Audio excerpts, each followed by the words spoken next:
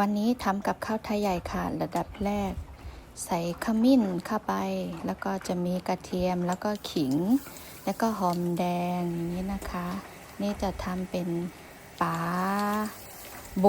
นะคะจะเป็นภาษาไทยใหญ่ที่เขาเรียกนะคะสูตรก็จะตำประมาณนี้ค่ะแล้วจะมีผักแพรวด้วยผักชีต้นหอมไม่รู้ว่าเรียกยังไงนะคะภาษาไทยใหญ่เขาจะเรียกว่าผักไผ่ค่ะแล้วก็ผัดให้มันเข้าก็ใส่ผงชูรสใส่เกลือแบบง่ายๆค่ะจะทำเป็นปลาโบกเมนูไทยใหญ่นะคะนี่ก็จะเป็นเครื่องเทศจะออกแบบกลิ่นหอมๆหน่อยนะคะไม่ใช่เครื่องเทศอินเดียนะ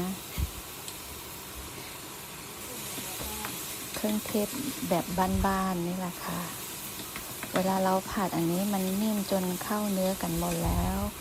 แล้วก็จะเอาที่เราผัดไว้มาใส่ในท้องปลาแล้วก็จะใส่ให้แน่นๆนะคะแล้ว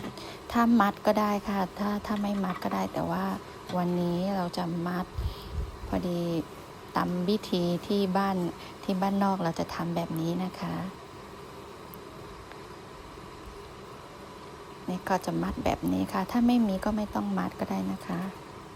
แล้วก็จะกลับไปทอดจะเอาปลาไปทอดนิดนึงไม่ต้องใส่น้ำมันเยอะก็ได้นะคะถ้าเราไม่ชอบน้ำมันเวลาเราทอดปลาไปแป๊บนึงเราก็เอาน้ำมันออกแล้วก็เอาน้ำใส่เข้าไปนิดนึงเกี๊ยวให้น้ำแห้งหน้าตาก็จะได้มาประมาณนี้ค่ะนี่ก็กับข้าวไทยใหญ่จ้า